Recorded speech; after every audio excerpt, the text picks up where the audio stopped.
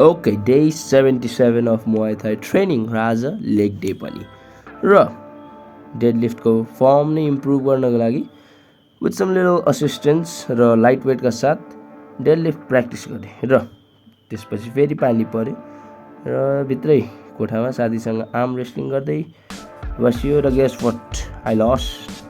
त केही छैन, साथीको इम्प्रुभमेन्ट भएछ, द्याट्स गुड हैन।